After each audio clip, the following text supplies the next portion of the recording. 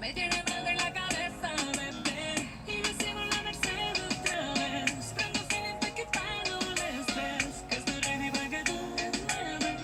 Estoy ready para que tú me des. Ay, ay, que labios tan grandes. Para besarte mejor. Entre tu boca la mía. Nos comemos mi amor. Que labios tan grandes. Para besarte mejor. Dámelo todo, si rompes mejor. No, no, no, no, qué rico. No, no, no, no, qué rico. No, no, no, no, qué rico. No, no, no, no, qué rico. Hey, tú sabes de lo que me gusta, papi, tú tienes la llave. Hey, tú sabes, empecemos lento, después al breve. Cortas las horas contigo, si es que yo te extraño y tú nunca has ido. Me gustas, te amo, te odio, pero no te culpo. Oh, oh, oh, oh, oh. Te veo, me sientes presente entre tu mente y yo. Oh, oh, entre tu mente y yo. Tan grandes para besarte mejor. Entre tu boca la mía. Nos comemos mi amor. Que labios tan grandes para besarte mejor. Dámelo todo, si rompes mejor. Si rompes mejor. Dámelo todo, si rompes mejor.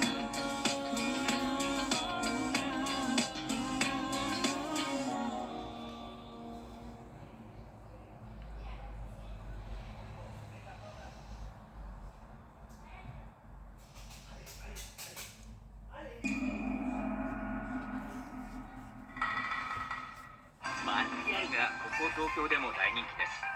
この8月15日は挑発的な歌詞で有名なスターマッティアルが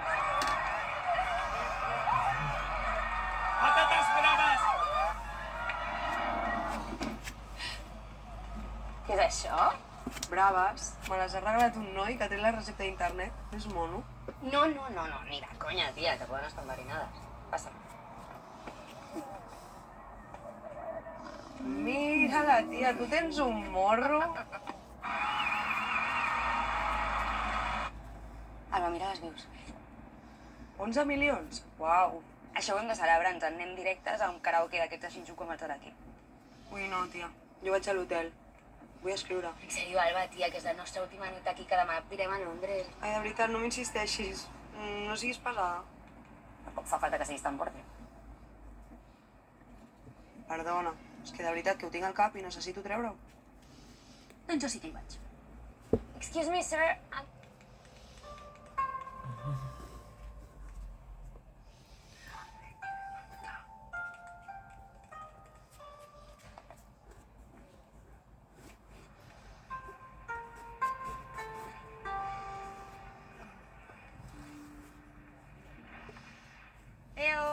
On sou? Però això és un muermo. Podríem fer una festa o alguna cosa, no? No. Si no estem fent res, portem 3 setmanes aquí. Tu no fas res, jo estic treballant, no ho veus? No, té. Això no ho diguis. S'encarregueu de tot, Va, Vale. i ara, bueno, comença... Jo no vull saber res. Estoy donde quiero estar, es tiempo de celebrar. La vida es una ya, y es verano de mar.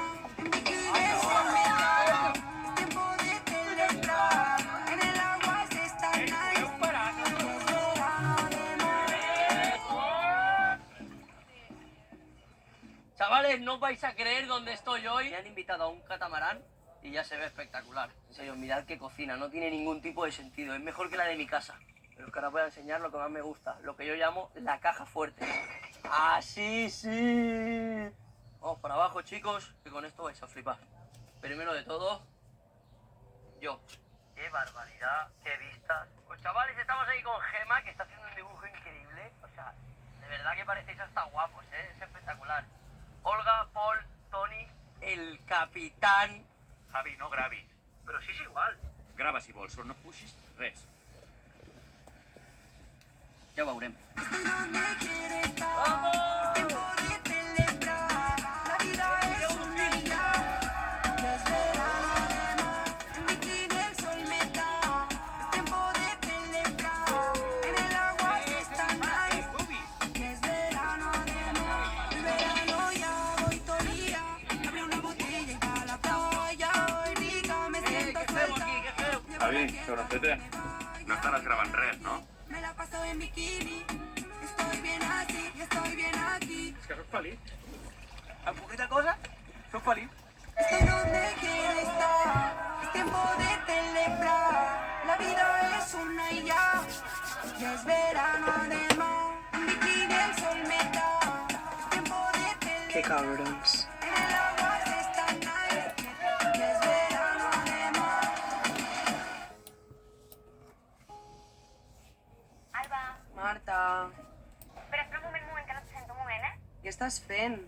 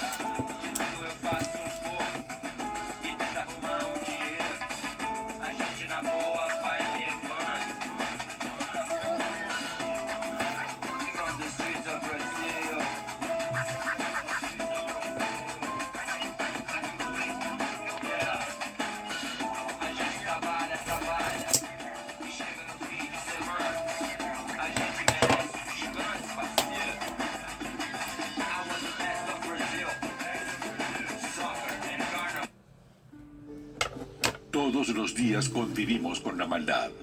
Somos testigos de la parte más oscura del comportamiento humano.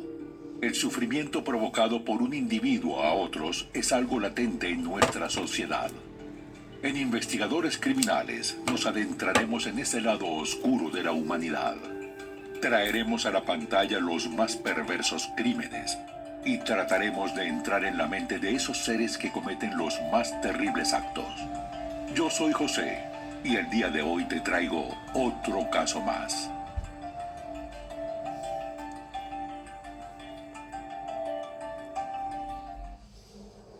El caso de George Karababo-Kulova. Para el año 2016, en Moscú, la capital rusa, vivía la familia Mishirikovas. La integraban el padre Vladimir Anatolievich Mishiriakov, oriundo de la ciudad de Ariol, capital del Oblast, o región administrativa del mismo nombre. Su esposa Ekaterina Alexandrovna Mishirikova y sus dos hijos. Por cualquier duda, cabe destacar que según el sistema patronímico, es decir, de derivación del nombre de la familia, en Rusia, los apellidos se declinan y en el caso de los miembros femeninos de la familia, se agrega una A al final del apellido.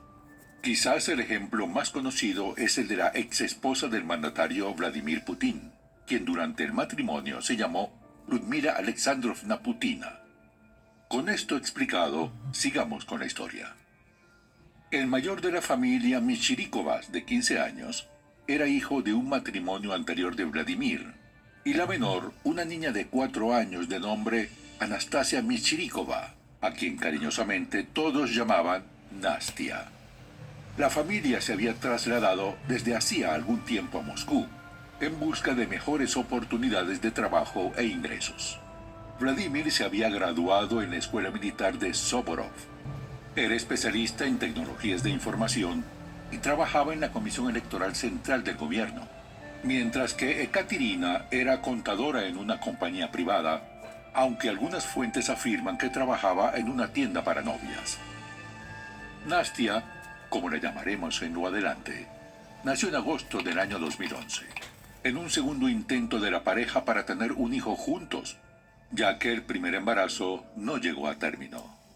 Sin embargo, en este segundo intento, el final tampoco fue afortunado. El parto resultó complicado y la bebé pasó 14 horas en el útero materno sin oxígeno, lo que afectó severamente el sistema nervioso central de la criatura. El diagnóstico no podía ser más terrible. Según consta en el informe médico, la niña sufrió daño en el sistema nervioso central a causa de falta de oxígeno y sangre en el cerebro antes del nacimiento, trastornos vegetativos y viscerales, hemorragia en la región occipital que comprimía el tejido cerebral y edema o hinchazón del cerebro. Por supuesto que una situación así imponía una angustia y una carga económica adicional a la familia. En Rusia les dijeron a los padres que no tenían ninguna alternativa de tratamiento para la situación de la niña, por lo que ya habían realizado un viaje a China para someter a la pequeña a una operación que parecía prometedora. Tras ser intervenida, la pareja nuevamente se encontraba ahorrando para viajar a Alemania a fin de realizar el proceso de rehabilitación de la pequeñita. Ambos padres tenían que trabajar duro, porque se necesitaba mucho dinero para mejorar la situación de vida de su hija. Pero Nastia no podía quedarse sola en casa, y su hermano adolescente de 15 años estaba estudiando. Así que comenzaron a buscar una niñera que pudiera ocuparse de las múltiples necesidades de la niña. Estoy haciendo En un vídeo. 2013 encontraron a George Kara Pero puedes hablar, ¿eh? Otra historia de vida ¿Se ha ido? complicada. Ah, pues George ahora Kara iba. era originaria de Samarcanda, una ciudad ubicada al sureste ¿Qué de va? Uzbekistán, un país situado en Asia Central que había pertenecido a la Unión de Repúblicas Socialistas Soviéticas, de la cual se independizó en 1991. En esa ciudad nació George Kara en 1977. Era parte de una familia numerosa que encabezaba su padre, Parkrien Giantirayev, que tenía 6 hijas, 19 nietos y un bisnieto. George Kara solo cursó estudios hasta el 10º grado y no terminó la secundaria. Alrededor de los 19 años, la chica se casó en su natal Samarcanda con un hombre llamado Radmir, o Radmin, como aparece en otras fuentes, con quien tuvo 3 hijos, pero el matrimonio se separó en el año 2002. El mayor de los hijos se quedó con su padre. El segundo estuvo poco más de un año viviendo con su mamá, pero luego pasó al cuidado de una cuñada y su pareja, que estaban muy deprimidos porque no habían podido tener hijos. El menor de los hijos se quedó con ella, pero un tiempo después la mujer decidió viajar a Moscú en busca de fuentes de trabajo. Y fue así como el más pequeño quedó a cargo de sus abuelos maternos. Estando en Rusia, George Kara conoció a un hombre llamado Sorob Muminov, también originario de Samarcanda, quien trabajaba como vendedor. Se enamoraron, y un tiempo después ambos regresaron a Uzbekistán para contraer matrimonio. Vivieron juntos durante poco más de 2 años, hasta que George Kara descubrió que su esposo le era infiel, lo cual le llevó a su segundo divorcio. Nuevamente la mujer se marchó a Moscú. Trabajó en un par de sitios vendiendo frutas y verduras, y luego, no está claro cómo, encontró trabajo por primera vez como niñera. Más tarde, en 2013, de alguna manera llegó bien recomendada a la familia Michirikovas para encargarse del exigente cuidado de la pequeña Nastia. Un año después, en 2014, George Kara nuevamente tenía una pareja, Mamur Sirakulov, con quien contrajo su tercer matrimonio. El nuevo Mitsubishi ASX es perfecto para singles, o parejas, o simplemente amigos. Para la familia par, la impar, para el co-living o el coworking. Puede ser para urbanitas o nómadas o eco-friendly. Puede ser híbrido, enchufable. Sí, el nuevo Mitsubishi ASX puede ser lo que tú quieras, pero es un Mitsubishi.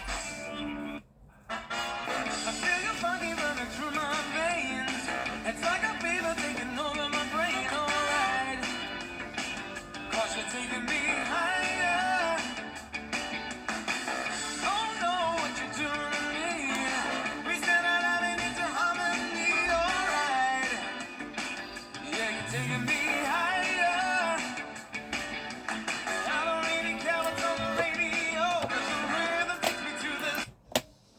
Finalmente parecía que todos iban por buen camino. Pero más allá de eso, lo verdaderamente importante en esta historia es que la familia Michirikovas estaba feliz con Galia, como cariñosamente llamaban a Georgekra. La niñera, que vivía en la misma casa de la familia e incluso tenía su propia habitación, ponía toda su atención y cariño en las múltiples necesidades de la pequeña Nastia. De hecho, en Rusia era común que las familias contrataran niñeras sus becas, ya que tenían fama de ser muy cariñosas y cuidadosas con los chicos a su cargo. Georgekra se integró perfectamente con la familia. Por ejemplo, pese a que en Uzbekistán la religión predominante para la mayoría de la población es el Islam, la mujer no parecía ser practicante religiosa. La familia Michirikovas y sus amigos relataron más tarde que nunca la vieron rezando arrodillada en una alfombra varias veces al día. Tampoco vestía la abaya, túnica larga que se coloca sobre la ropa y la cubre hasta los pies, ni el tradicional hijab, especie de pañuelo que cubre la cabeza y el cuello. La presencia y eficiencia de Georgekra le permitió a los padres de Nastia trabajar con tranquilidad e incluso tener algo de tiempo para ellos mismos. Ese tiempo lo ocuparon comenzando a practicar submarinismo y hasta se dieron el gusto de ingresar al club de buceo Akhvanaft. Tras estar trabajando más de 2 años en casa de los Michirikovas, a inicios de diciembre de 2015, Georgekra regresó a Uzbekistán para realizar los trámites de renovación de su pasaporte. Pero ese viaje le trajo una desagradable sorpresa, ya que durante su ausencia, su pareja había contraído matrimonio con otra mujer, cosa que la religión del Islam permite. Esto no hizo para nada feliz a Georgekra. Sin embargo, según relató su padre, durante el tiempo que estuvo en Samarcanda, la mujer se veía bien. Vivió con sus padres, visitó con frecuencia a sus hijos, veía televisión, se encontraba con amigos de su época escolar y fue a conciertos. En medio de todo, las cosas parecían estar bien. En ese viaje, el padre de Georgekra intentó que ella se quedara en su país. Siempre decía que extrañaba a sus hijos, y la familia trató de convencerla de no regresar a Rusia y conseguir un trabajo cerca de ellos. Sin embargo, con la misma intensidad con la que decía que extrañaba a sus hijos, afirmaba que añoraba a la pequeña Nastia. Decía que era como su hija. Le preocupaba cómo la estaban atendiendo sin ella y siempre le estaba mostrando a su familia fotos de la chiquita. Ojalá no hubiera regresado. Las cosas ya no eran iguales.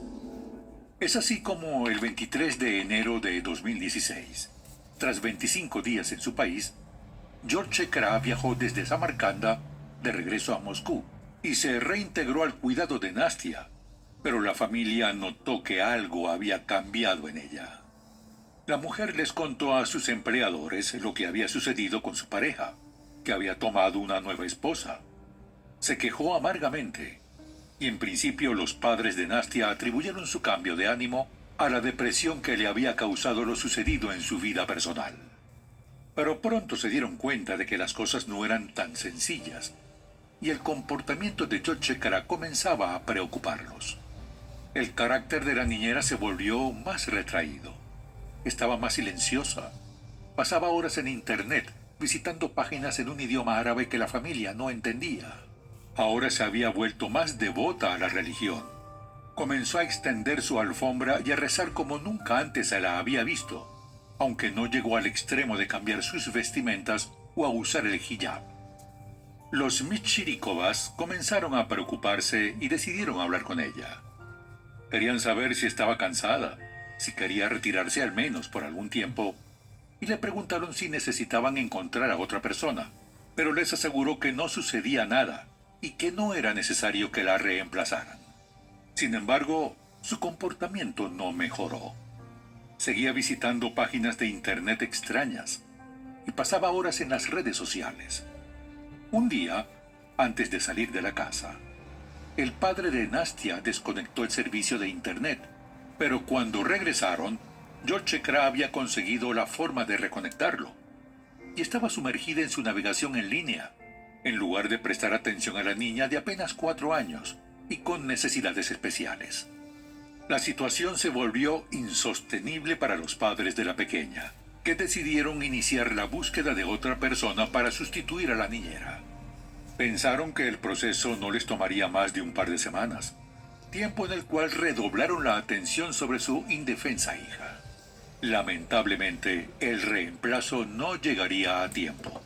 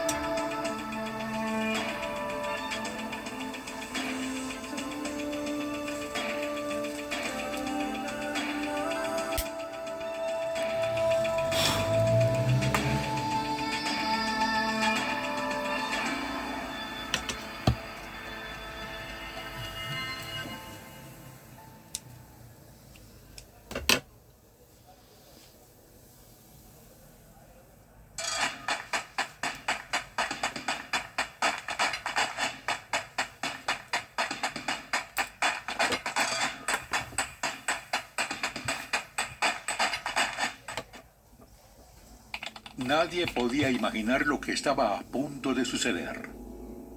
El lunes 29 de febrero de 2016, la mañana se desarrolló con total normalidad. Ekaterina, su esposo y su hijo mayor desayunaron en casa. Luego la pareja salió rumbo a sus respectivos trabajos y el joven a su escuela. La primera mala noticia del día se produjo a media mañana, cuando la pareja recibió una comunicación que les informaba que el apartamento que habían alquilado por 10 años en la calle Narodnoyo Polchinia se había incendiado. Más temprano, vecinos del edificio en el cual habitaba la familia Michirikovas llamaron a los bomberos denunciando que desde uno de los apartamentos salía mucho humo y apenas minutos después confirmaron que ardía en llamas. Las unidades de bomberos pronto se presentaron en el sitio y comenzaron las labores de extinción del fuego, a la par que desalojaron al resto de los habitantes de los apartamentos cercanos. Muchos de ellos requirieron atención de los paramédicos, pues presentaron síntomas de asfixia por la cantidad de humo inhalado. Finalmente, los efectivos bomberiles lograron controlar las llamas. Entraron al apartamento para realizar una revisión, y cuando creían que lo peor había pasado, descubrieron el verdadero horror. En una cuna yacía el cuerpo quemado de la pequeña niña, con su pijama de franela y pantalones cortos, cubierta por una manta con la imagen de un gatito y sin cabeza. Minutos más tarde llegaron al lugar los padres de Nastia, esperando ver qué tan grave había sido el incendio en su apartamento. Momentos después recibieron la terrorífica información del hallazgo de los restos de la pequeña. Al conocer la noticia, Ekaterina se desvaneció y tuvo que ser trasladada a un centro asistencial prácticamente inconsciente. Al hijo mayor de la familia le dieron la información en la escuela y colapsó en el lugar. Entretanto, al noroeste de la capital rusa, otra escena de horror se desarrollaba en el barrio moscovita de Shikino, a la salida de la estación del metro de Oktaviskoy Pol. Allí, frente a la estación, deambulaba una mujer ataviada con la tradicional vestimenta de abaya y hijab, que, en un momento, desplegó una pequeña alfombra y se inclinó a orar. Ante la extraña escena, un funcionario policial se acercó a la mujer para pedirle sus documentos. Casi de inmediato, ella se levantó y de una bolsa roja que portaba en la mano, sacó una pequeña cabeza humana. La mujer era George Kra y la cabeza era la de la niña que durante 3 años cuidó con esmero y amor, la pequeña Nastia.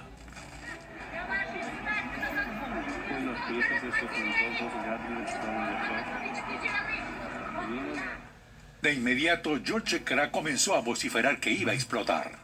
Afirmó que era un extremista, que odiaba la democracia y gritó en varias oportunidades: Alá Akbar, Dios es el más grande. El policía rápidamente se separó de la enloquecida mujer. Notificó lo que estaba sucediendo y en minutos más efectivos de seguridad llegaron al lugar. Cerraron la salida de la estación del subterráneo, evacuaron a los visitantes de las tiendas cercanas y establecieron un perímetro de seguridad alrededor de la estación. Entretanto, George Kra continuaba gritando y caminaba de un lado a otro exhibiendo la pequeña cabeza en su mano izquierda. La gente se agolpaba en los alrededores. Pronto las terribles imágenes captadas por los transeúntes que se encontraban cerca del lugar comenzaron a circular por las redes sociales. George Kra repetía que era una fundamentalista, que el fin del mundo era inminente, que odiaba la democracia y los odiaba a todos. Y luego afirmaba que Alá era el más grande.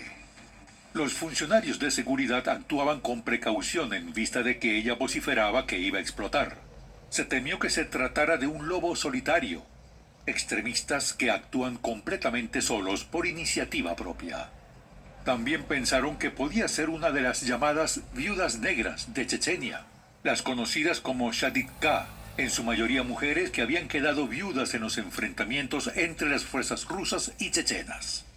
Voluntariamente perpetraban actos en venganza con muchos daños a terceros y habían sido responsables de los peores atentados en la capital rusa durante los 10 años anteriores. Finalmente, tras asegurar los alrededores del lugar, a las 12:40 del mediodía, y según mostraron las cámaras de seguridad viales, los efectivos policiales convencieron a la mujer para que se tendiera boca abajo en el piso y se quedara quieta, con el objetivo de que se calmara.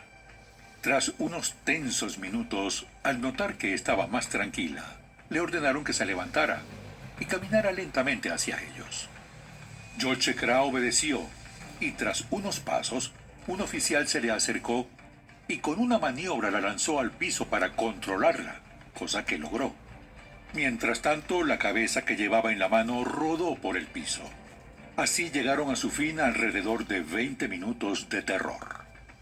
Ante las amenazas de hacerse estallar, los funcionarios hicieron una rápida revisión del cuerpo de la mujer y comprobaron que no portaba ningún artefacto explosivo. La estación del metro también fue escrutada por los organismos de seguridad y afortunadamente no hallaron nada que pudiera representar riesgo. De inmediato, George Kra, de 38 años, fue llevada a la sede policial e interrogada. El relato hizo estremecer a más de uno. Según trascendió más tarde, la mujer contó con total tranquilidad que ese lunes había esperado a que los padres de la niña y su hermano se fueran de la casa, como todos los días. Luego, cerca de las 9:40 de la mañana, se atavió con las vestimentas propias islámicas. Se dirigió a la cuna de la niña, que había dicho que quería como si fuera su hija. La tomó con sus manos por el cuello y la estranguló hasta acabar con su vida.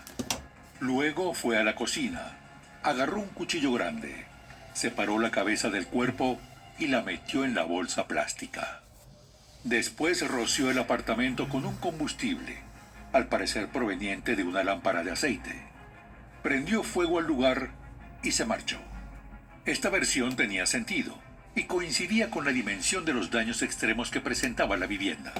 La cámara de seguridad de la entrada del edificio la captó efectivamente saliendo del lugar. Cuando le preguntaron por qué había hecho semejante cosa, George Kra afirmó que Alá se lo había ordenado. La mujer negó que con el incendio estuviera tratando de tapar evidencia de su crimen. Por el contrario, lo que buscaba era hacer su acto lo más notorio posible. Quería llamar la atención y desafiar a la sociedad, afirmó la detenida, agregando que deseaba que los padres de la niña supieran quién cometió algo tan cruel con su hija. Como era de esperarse, Toda la prensa nacional e internacional se volcó a la cobertura del inaudito suceso. Al igual que los investigadores policiales, los periodistas buscaron entrevistar a los testigos del hecho y a personas cercanas a la familia. Obviamente, Vladimir y Ekaterina, los padres de la víctima, no estaban en condiciones de hablar con los periodistas, mucho menos el hermano adolescente. Lo que sí hicieron fue rendir declaraciones ante los funcionarios que adelantaban la investigación, asegurando que la niñera era una mujer completamente normal y que durante 3 años se había preocupado por la niña como si fuera su propia hija, aunque sí contaron que, tras su reciente viaje a Uzbekistán, su comportamiento había cambiado. És que a la UOC no només hi ha graus universitaris, que jo crec que és potser en el que pensem més quan pensem en la Universitat Oberta de Catalunya, sinó que també hi ha FPs, màsters, cursos d'idiomes de sobte, no? O sigui, com que realment ofereix molta altra formació. Per això us recomano també que entreu i cotillegeu una mica a la web de la Universitat Oberta de Catalunya, perquè realment allà podreu trobar segurament alguna formació que us interessa, perquè hi ha 1000 opcions. Osiągnęliśmy upragnioną wolność. Polityczne zwycięstwo nad komunizmem stanowi jednak tylko pierwszy etap naszej walki.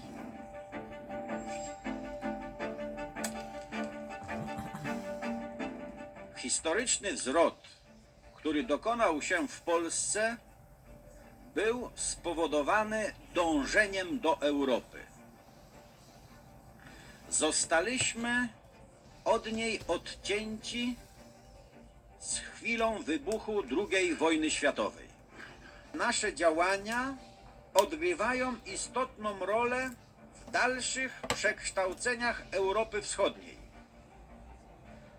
Nasze powodzenie będzie sukcesem wszystkich narodów Europy. Byłoby prawdziwym nieszczęściem dla Europy, gdyby został dokonany podział na bogaty Zachód i ubogi Wschód. Pozwolę sobie przypomnieć, że to Solidarność uruchomiła proces zwany niekiedy drugą wiosną ludu. Kontynuujemy nasze wysiłki mimo niemałych wyrzeczeń. Przyszedł czas na ogólnoeuropejską solidarność w pełnym wymiarze. Jej celem jest prawdziwa integracja Polski z Europą. Europą, kontynentem wolności, demokracji i dobrobytu.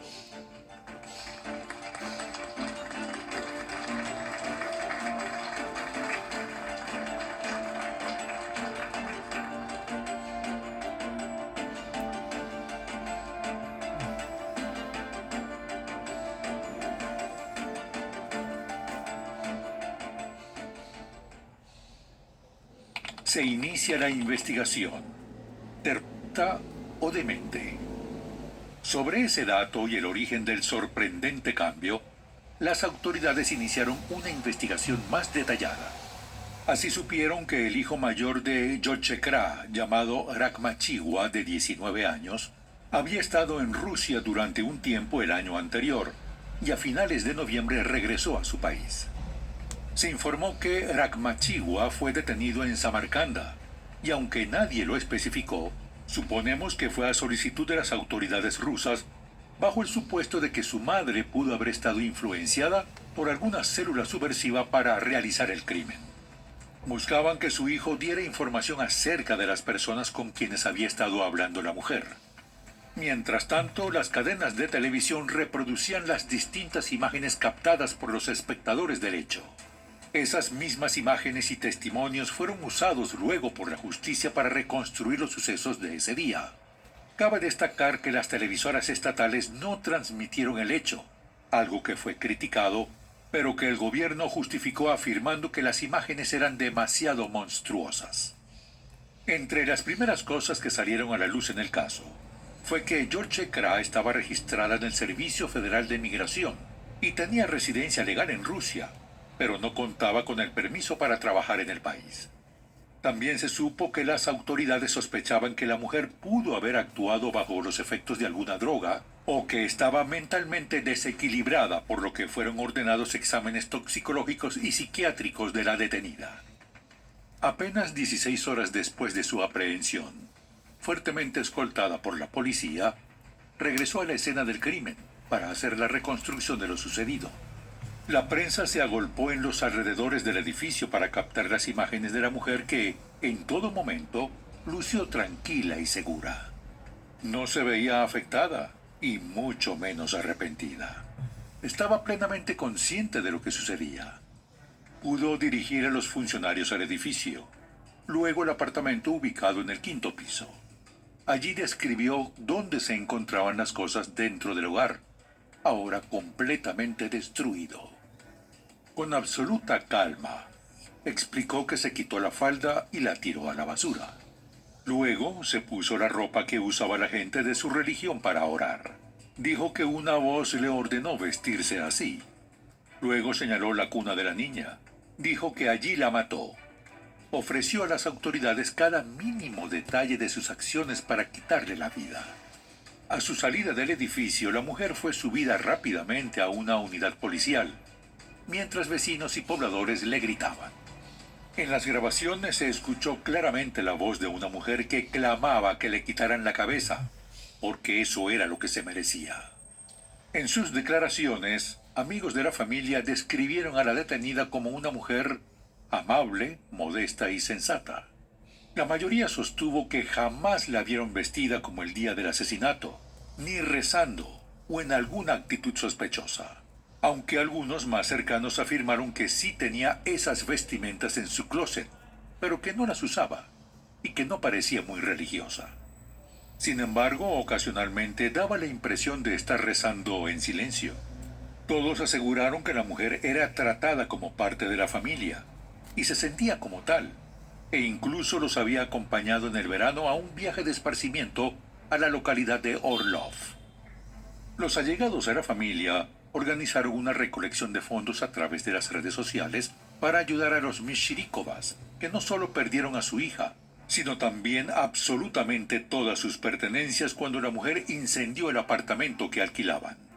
Por su parte, el público en general estaba profundamente sensibilizado y afectado por lo sucedido. Pronto, tanto en la entrada del edificio en el cual fue asesinada la niña, como el frente de la estación del subterráneo donde la mujer exhibió la cabeza de su víctima como trofeo, se fueron llenando de homenajes. Flores, peluches, muñecas, velas y estampas religiosas se agolpaban en ambos sitios. La gente se detenía a orar y tratar de entender lo que sencillamente no parecía tener. Fill them up. It's measurement day. Super skinny this summer. Has been my The gym is Jasper.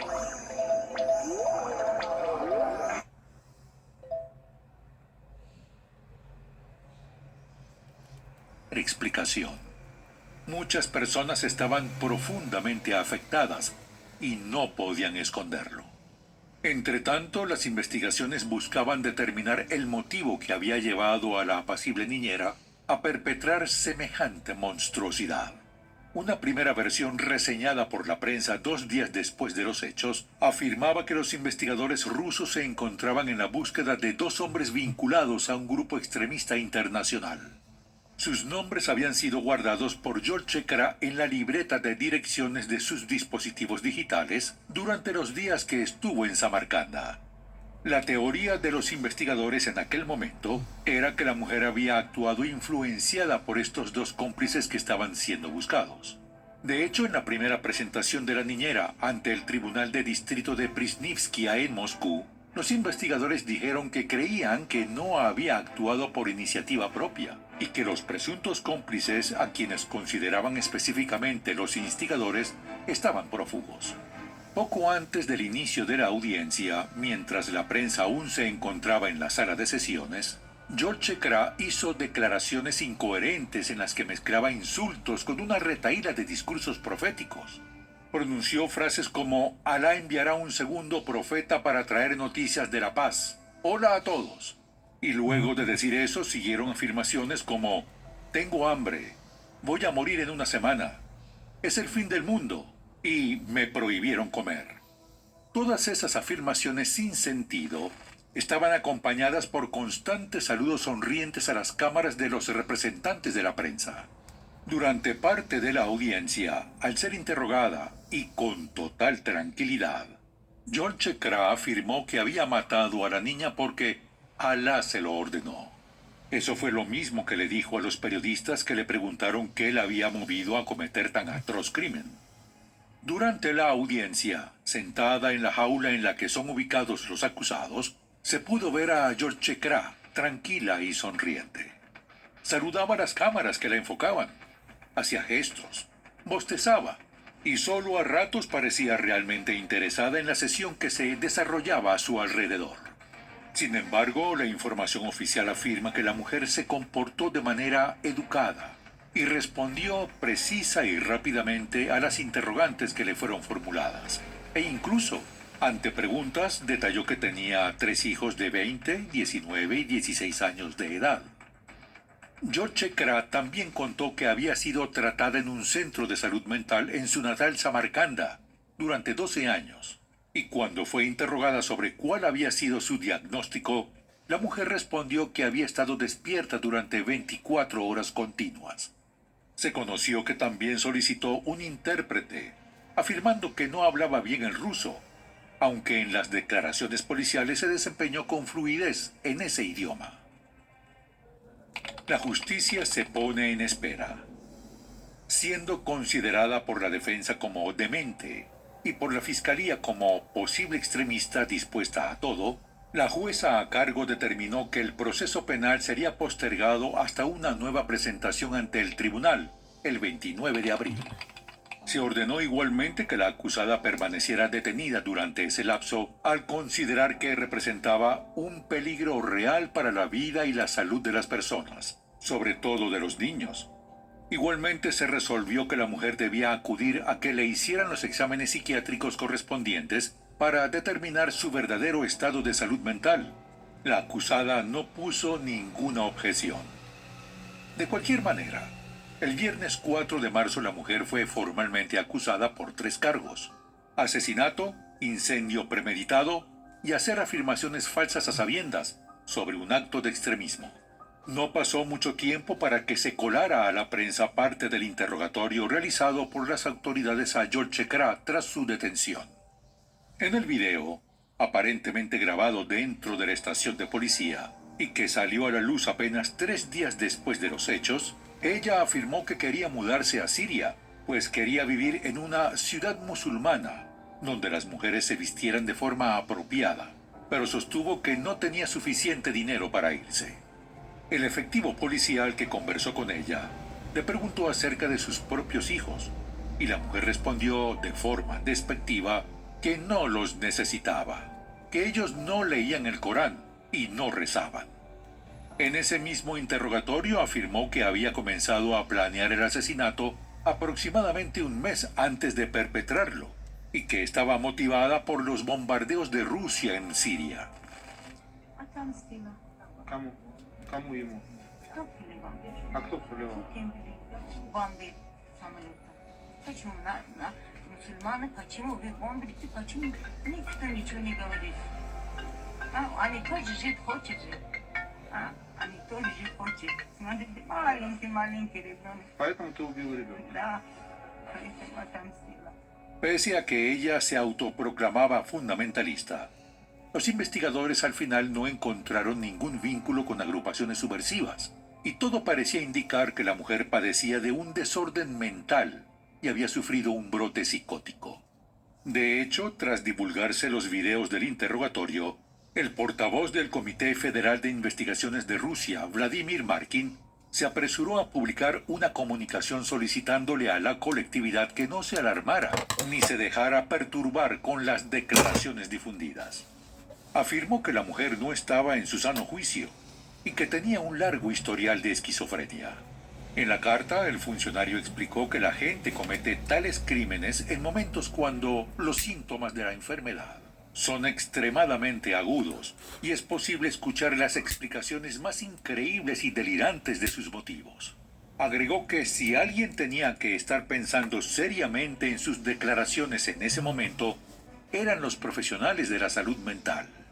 Por su parte, Dmitry Peskov, portavoz del Kremlin, fue aún más directo al declarar a la prensa que había que considerar de forma apropiada cualquier cosa que dijera esta mujer demente. Aunque, sin lugar a dudas, tanto dentro como fuera de Rusia, estas declaraciones sonaban a una manera rápida de desacreditar los motivos expresados por Yolchekra. Lo cierto era que a los funcionarios no les faltaba razón.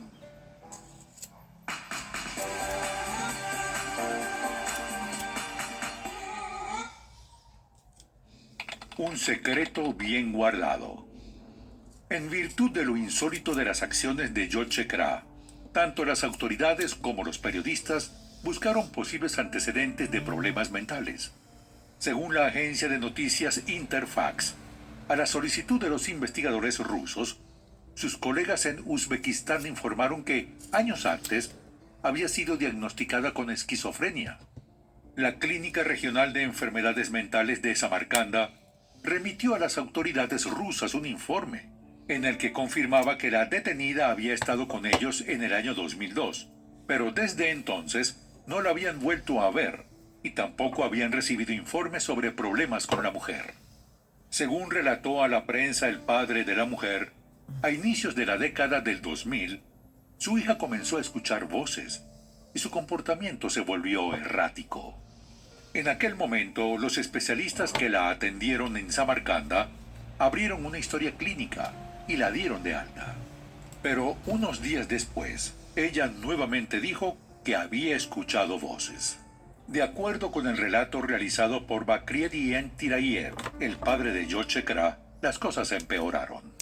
Su hija empezó a pronunciar palabras extrañas. Seguía escuchando voces en su cabeza. No obedecía instrucciones. Parecía no entender las cosas. Su memoria desaparecía por momentos y presentó comportamientos violentos y agresivos. Su familia estaba preocupada y la llevaron nuevamente al hospital psiquiátrico, donde los especialistas que la examinaron decidieron internarla. Estuvo hospitalizada durante 13 días y fue diagnosticada con esquizofrenia. De vuelta en casa, las voces regresaron, pero esta vez estaban acompañadas de alucinaciones en las que afirmaba que estaba viendo sangre. Nuevamente la familia buscó atención, pero esta vez en otro centro psiquiátrico, donde, según el padre, le recetaron unas pastillas que siguió tomando por mucho tiempo, y su vida volvió a la normalidad. Pero las crisis dejaron sus consecuencias. Cuando la hospitalizaron, su primer esposo la abandonó, llevándose con él a Aragmachiwa, el mayor de los hijos de la pareja. Poco tiempo después, el hombre se divorció de ella. Los otros dos niños, en principio, quedaron con el padre de Yolchekra. A pedido de las autoridades rusas, el exmarido y padre de los hijos de la mujer, así como sus familiares directos, fueron interrogados por las fuerzas del orden de Samarcanda. Según el informe remitido a Rusia, si bien la familia estaba absolutamente conmocionada por lo sucedido, no se mostraban sorprendidos. Todos sabían de sus padecimientos mentales y que la habían diagnosticado con esquizofrenia, algo que ya muchos problemas le había generado en la vida. Según relató la familia, fueron estos antecedentes de padecimientos mentales los que le dificultaban a Yolchekra encontrar trabajo en su tierra natal. Fue por eso que se trasladó a Rusia, a donde no se llevó ninguno de sus documentos o historia médica. Nunca habló de su condición diagnosticada y, por ende, nunca recibió la medicación que necesitaba para mantenerse estable. Por las cosas que había dicho, tanto en su deambular frente a la estación del metro, como durante su posterior interrogatorio, la investigación del caso fue asumida por la FSB, el poderoso Servicio Federal de Seguridad ruso, que una vez estuvo dirigido por Vladimir Putin. Sin embargo, los investigadores no encontraron ninguna evidencia de que las acciones de la mujer tuvieran alguna relación con grupos extremistas, por lo que al final el hecho no fue tratado como un acto de amedrentamiento de grupos violentos. Por el contrario, El informe de la investigación afirmó que los problemas familiares de la detenida le habían provocado una psicosis maníaca aguda que se fue desarrollando en los días posteriores a su regreso de Uzbekistán. En los medios, muy poco empáticos con la condición de paciente psiquiátrica, Yolchekara comenzó a ser llamada la niñera sangrienta. La versión de los problemas mentales también fue ratificada por su hijo mayor a la policía uzbeka tras ser detenido. Rakhmatchiwa aseguró que su madre a menudo tenía mal genio. Podía iniciar un escándalo de la nada, rompía platos y otras cosas, pero un poco más tarde se comportaba normalmente, como si nada hubiera pasado. Lo cierto fue que autoridades y población dividían opiniones sobre la niñera, a la que algunos calificaban como demente y otros de extremista. De cualquier manera, de acuerdo con la legislación rusa, por cometer el asesinato de un niño, Yolchekara se arriesgaba a recibir una sentencia de más de 25 años por ser mujer, ya que si se hubiese tratado de un hombre, podría ser condenado a cadena perpetua. Yolchekara fue sometida a exámenes psiquiátricos en el Instituto de Investigación Serbskie. Luego fue trasladada a un hospital psiquiátrico dentro de un centro de prisión preventiva, la antigua cárcel de Bachirka de Moscú. Llegada la fecha del 29 de abril, cuando se vencía el plazo dado por el tribunal, los especialistas aún no tenían seguridad de un diagnóstico sobre el estado mental de la mujer, por lo que se le solicitó al tribunal más tiempo para continuar los estudios. Se otorgó una prórroga de 30 días hasta el 29 de mayo. Pero lo cierto fue que llegar a una decisión definitiva sobre la salud mental de la mujer llevó algo más de tiempo. Disfrútalo ahora, solo en Sky Showtime. Justicia que no se sentía justa. No fue sino hasta la última semana de octubre de 2016 que se conoció el destino de Yolchekara, quien para el momento tenía 39 años. En la audiencia, luego que la fiscalía leyera los cargos, con ayuda de una intérprete, la acusada se declaró culpable. Pero en la sesión se presentó el diagnóstico definitivo de los especialistas que la estudiaron durante los meses precedentes. La diagnosticaron con esquizofrenia paranoide paroxística. Con base en el criterio médico especializado, el tribunal determinó que no era mentalmente capaz de controlar sus acciones o entender la gravedad de lo que estaba haciendo, por lo que se decidió que no iría a la cárcel, sino que sería internada en un hospital psiquiátrico de alta seguridad. Los padres de Anastasia Michirikova, Nastia, la pequeña e indefensa víctima, no estaban para nada contentos con la decisión e impugnaron el fallo, exigiendo que la asesina se enfrentara a un juicio adecuado a su crimen.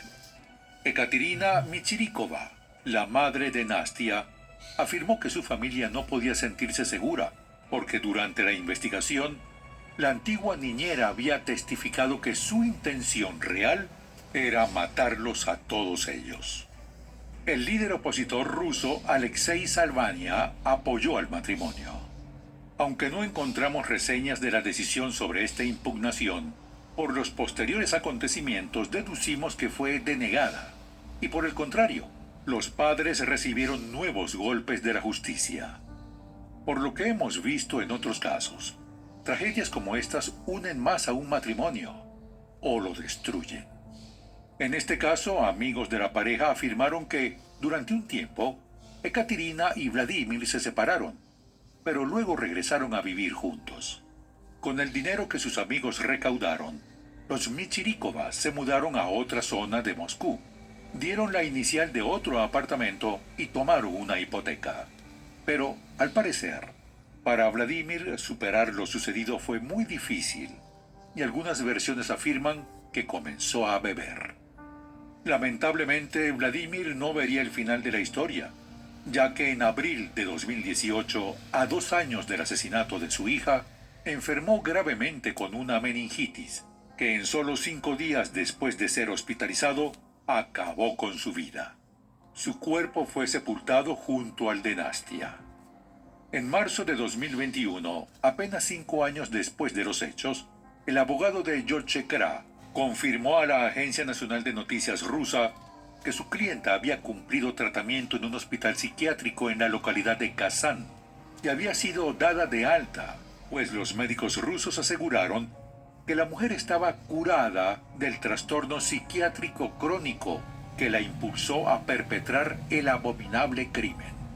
Por supuesto que las reacciones no se hicieron esperar. Según el diario The Sun, Ekaterina, la madre de la víctima, afirmó que su familia no podría sentirse segura nunca más, ya que su antigua niñera los había amenazado y no se sabía qué podría ocurrir si los encontraba a ella y a su hijo. La bloguera rusa Lena Mira escribió en su blog con fecha 10 de marzo de 2021 que era importante que una persona que le cortó la cabeza a una niña con un cuchillo de cocina, bajo ninguna circunstancia tuviera la oportunidad de regresar a la sociedad en vista del riesgo que representaba. Señaló que esa persona debía pasar su vida en prisión o en un hospital psiquiátrico. Agregó que a alguien que cometió un crimen de semejante gravedad no se le podía enviar a casa con una receta para tomar pastillas y ver a un psiquiatra con regularidad.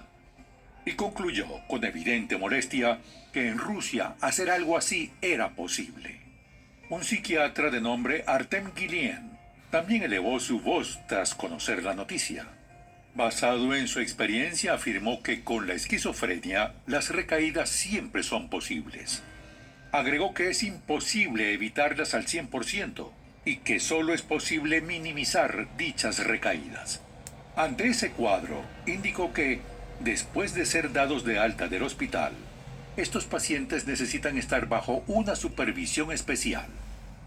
No pudimos obtener el dato exacto del momento en el que supuestamente habría sido liberada George Kra, pero sí logramos encontrar una nota fechada el 22 de marzo de 2021, en la cual se informó que el gobierno ruso había decidido expulsar a la mujer de su territorio.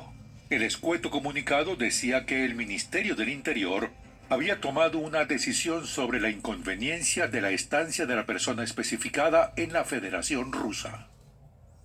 Nuevo Danone Proteína. Ninguno con una textura tan suave y ligera. Para disfrutar cuidándote cada día.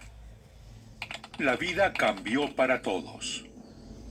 Sin embargo, dimos con una nota fechada el 21 de febrero de 2021 del medio Moskovsky Komsomol en su página web mk.ru, que se refiere a la supuesta liberación de la mujer.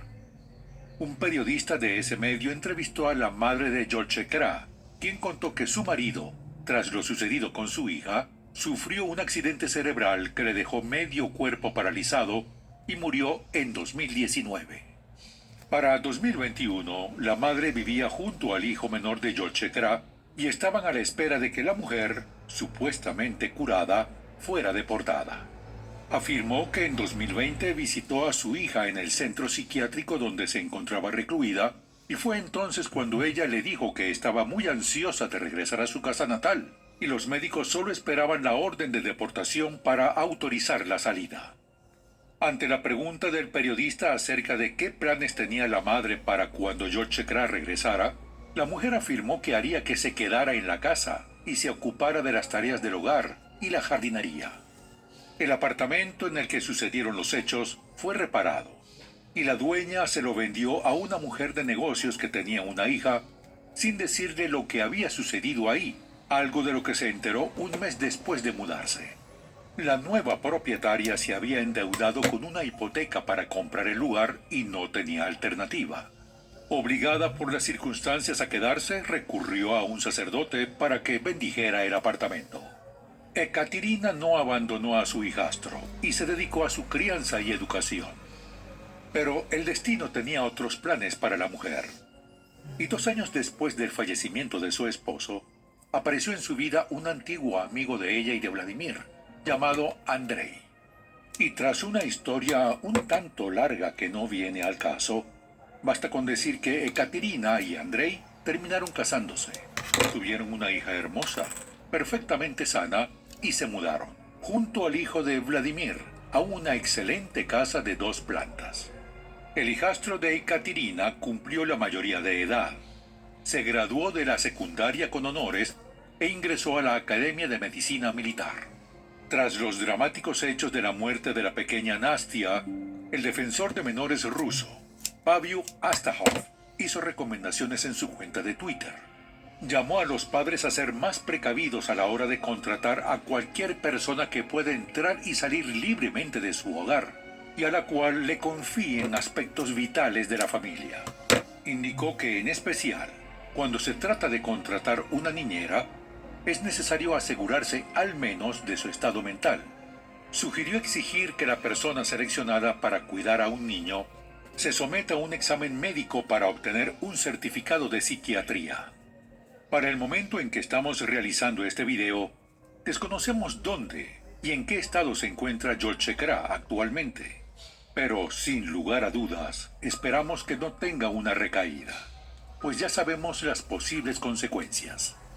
Cuentos de amor, de locura y de muerte, que es una de las obras más conocidas de Horacio Quiroga, narrador uruguayo radicado en Argentina, bien podría ser el título del caso que les presentamos hoy.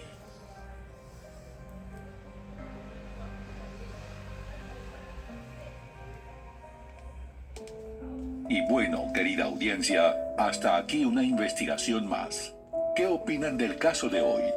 Nos gustaría mucho leer sus comentarios, ya que su opinión sobre los casos es muy importante para nosotros. Recuerden siempre hacerlo con el máximo respeto posible, tanto para la víctima como para los demás espectadores y nosotros que los estaremos leyendo. Antes de irte, deja tu me gusta y suscríbete si aún no lo estás. Tampoco te olvides de compartir este video si crees que a alguien que conoces le puede interesar. Nos vemos hasta otra investigación criminal. Adiós.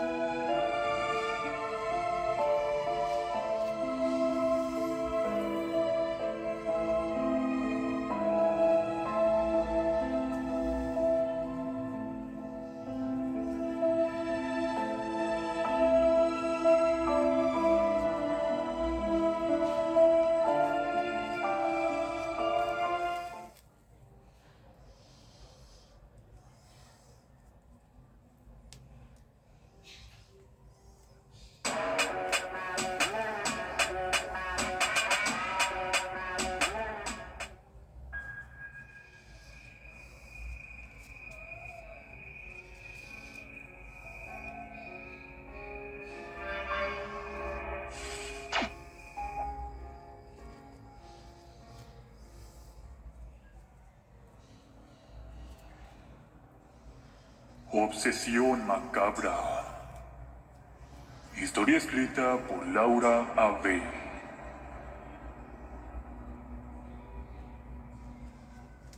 Sentado al pie de su balcón, se encontraba aturdido por tanta ira que habitaba en su corazón. Eric, el esposo de Carmina. Un hombre celoso, violento y posesivo que provocaba en su mujer una actitud sumisa para servir a su esposo, sin derecho a protestar. La esposa, por su parte, llevaba muchos años recibiendo malos tratos y abusos de aquel hombre enojado con la vida.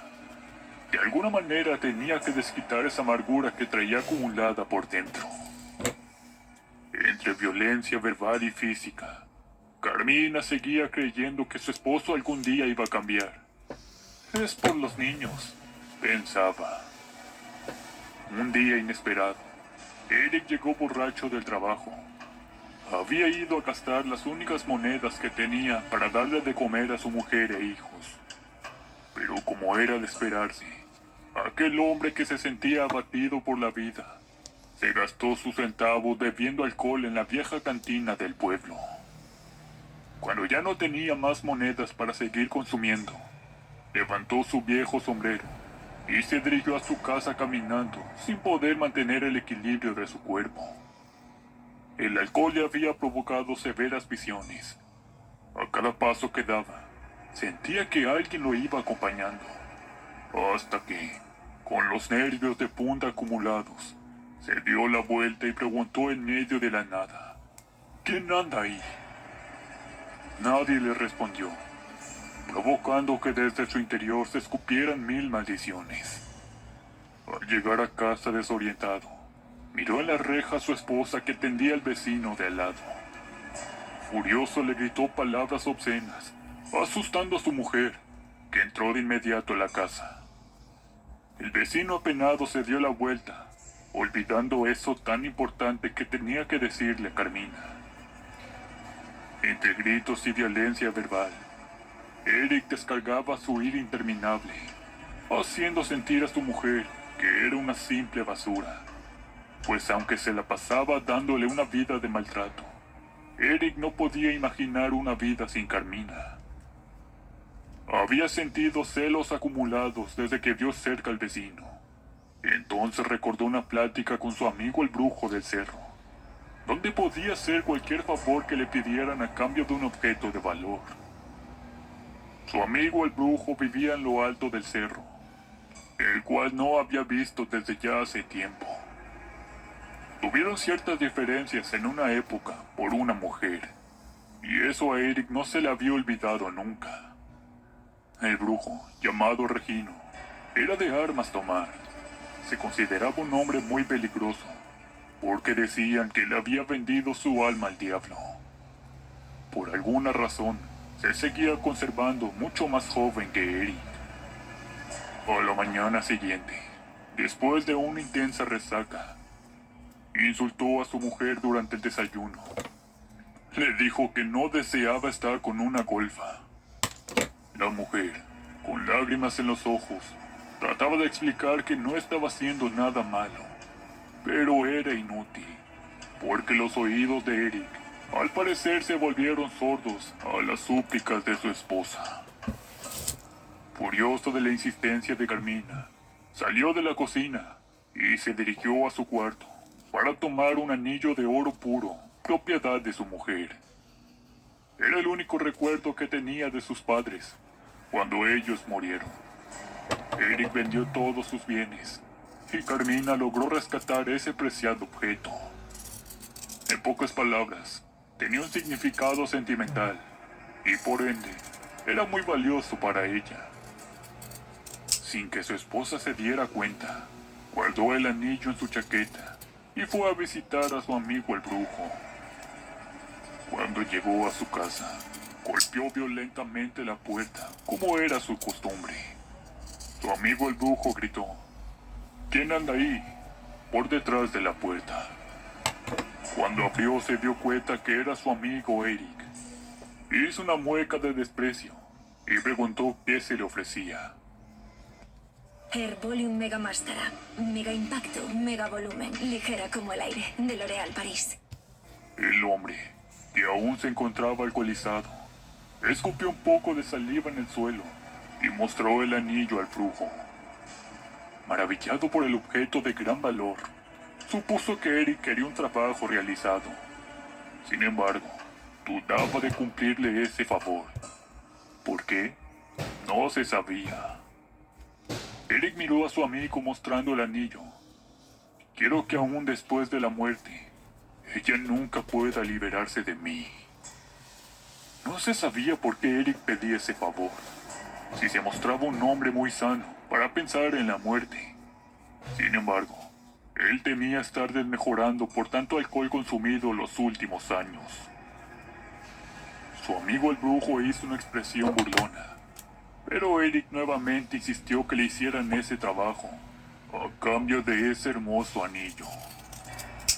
Regino aceptó el trato, pero advirtió a Eric que iba a ser muy peligroso, porque él jamás iba a descansar en paz y se convertiría en una especie de sombra para su mujer después de su muerte. Eso es lo que deseo, dijo Eric convencido. El brujo comenzó a realizar el trabajo. Ese día esperó hasta que fuera la medianoche para realizar una especie de ritual oscuro. El esposo de Carmina permaneció ahí hasta asegurarse que su amigo cumpliera con el trato. Y así fue. Llegando la medianoche, en la casa del brujo se llevaba a cabo uno de los rituales más peligrosos. Convocó a las fuerzas oscuras para que lograran que Eric permaneciera aún después de la muerte, al lado de su mujer para siempre. En la penumbra oscura de la noche, rayos eléctricos iluminaban el espacio, mientras se convocaba al ser más poderoso que pudiese conceder a Eric lo que deseaba. Y en cuestión de un par de horas, el trabajo ya estaba concluido. Eric mostró una mueca de satisfacción y lanzándole el anillo a las manos del brujo, regresó a su casa, sin saber que esta vez no iba solo. Algo lo acompañaba. Entre la fría noche del cerro, Eric caminaba a toda prisa, con una satisfacción que no le cabía en el pecho. Había salido muy contento de la casa del brujo Regino, pero no se dio cuenta que su amigo le había hecho una mala jugada. Lujurioso quiso llegar lo más rápido posible, para obligar a su mujer a complacerlo en la cama, pues la adrenalina de haber hecho lo que hizo estaba ocasionando deseos carnales en su cabeza. A punto de llegar a su casa, sintió que algo lo empujó cayendo al suelo. Al darse la vuelta para escupir palabras obscenas, no había nadie. Confundido se levantó furioso, maldiciendo en la oscuridad de la noche. Para Eric era lo único que le salía bien, maldecir a todo el mundo. Entró a su casa llamando a su mujer con desesperación. Ella, al verlo llegar, sintió ese miedo habitual que le recorrió el cuerpo.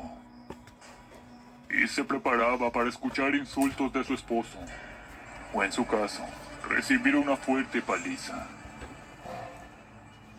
Cuando vio salir a Carmina de la cocina, le tomó de los cabellos, oliendo insaciablemente su cuello. La mujer solo cerró los ojos, esperando recibir los primeros golpes de su esposo. Resignada a continuar esa vida de infierno, su semblante lívido reflejaba la tristeza acumulada con el paso de los años. Sin tener una sola esperanza porque su destino cambiara, aceptó cuantos malos tratos podía recibir de Eric, que con el paso del tiempo se volvía más violento. La vida tormentosa de Eric, al lado de sus padres, fue el incidente para que se convirtiera en un hombre machista, y sobre todo cobarde con su pobre esposa. Su madre prostituta que trabajaba de noche, era el único sustento que tenía para poder alimentarse. Pues por otro lado, su padre era un alcohólico, que hundido en el vicio nunca quiso conseguir un trabajo. Arrinconando a su esposa en la pared, le hizo saber una vez más que él era el hombre de la casa, y su deber era obedecer, sin decir una sola palabra. Sus hijos presenciaban los actos violentos cada vez que se suscitaban, pero los pobres niños, asustados, solo podían huir a sus habitaciones para refugiarse del peligro que les implicaba para ellos su padre. «Vamos a la cama, ahora», exclamó Eric con lujuria. Arrastró a Carmina de los cabellos, sin posibilidad de defenderse. Ella solo cerraba los ojos para esperar los momentos peores al lado de su esposo. Los niños escuchaban silenciosos los gritos de dolor de su madre, y Eric no paraba de lastimarla una y otra vez. Como Carmina no quería estar con él, terminó desatando mucho más la furia de aquel hombre violento. Entonces recordó la plática con su comadre. «Tus hijos no merecen una vida de infierno». Cansada de seguir viviendo en el infierno, y sobre todo que su esposo lastimara su cuello, tomó las tijeras del buró de su cama y sin pensarlo se las clavó en el cuello. Miró cómo Eric se quedó inmóvil, tratando de quitarse el objeto punzocortante. Pero al comenzar a desangrarse, sus energías se fueron agotando, cayendo al suelo inconsciente.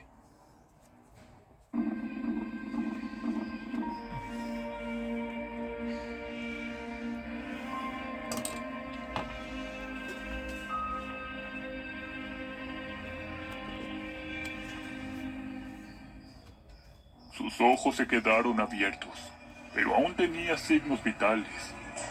Intentó mover los labios señalando en el espacio con su mano, pero Carmina nunca se dio cuenta que, en sus espaldas, había una sombra negra con forma humanoide que le tocaba a uno de sus hombros. Entonces Eric dio su último suspiro y su corazón dejó de latir con una mueca de satisfacción.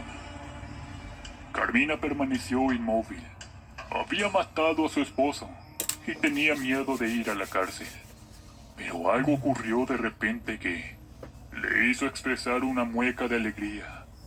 Al fin estaba libre de ese horrible infierno. Pero lo que ella no sabía era que no era el fin, sino el principio de sus pesadillas. Al ver que tenía el cadáver de su esposo tendido en el suelo de su habitación, corrió a decirle a sus hijos que un ladrón había entrado a la casa y que por lo tanto no debían salir de su cuarto. Los niños, al darse cuenta de la preocupación de su madre, obedecieron sin pedir explicaciones. Se escondieron debajo de una cama, guardando silencio. Escucharon ruidos provenientes de la habitación de Carmina. Ella arrastraba el cadáver de su marido. Pero en esos instantes, la luz de la casa se apagó, quedando en penumbras. Sin saber cómo iba a borrar las huellas del delito, corrió por una lámpara a la cocina. En ese momento miró que un bulto negro se movía en la puerta. Asustada intentó hablar para preguntar quién había entrado a su casa. Sin embargo, su cuerpo se paralizó cuando aquel bulto comenzó a hacerse más grande, llegando hasta el techo. Con los ojos aterrados, se hizo para atrás con la intención de correr hasta donde estaban sus hijos. Pero no podía dejar el cadáver de su marido. Así que tragando un poco de saliva, se armó de valor y dijo: ¿Quién eres? ¿Qué quieres? Aquello que parecía una sombra emitió un fuerte resplandor y de inmediato se iluminó, dejando ver unos ojos brillosos. Ella no podía creer lo que estaba mirando, así que corrió hasta la habitación de sus hijos y cerró bajo llave. No salgan, creo que hay alguien en la casa, les dijo asustada. Los niños obedecieron sin pretextos a su madre. Ella estaba realmente aterrorizada y por unos momentos había olvidado el cuerpo de su esposo. Los ruidos seguían escuchándose entre la cocina. La luz de la habitación parpadeaba violentamente y Carmina escuchaba susurros en sus oídos. Los niños comenzaron a decir: «Mi papá se quedó allá afuera. Está ahí atrás de la puerta».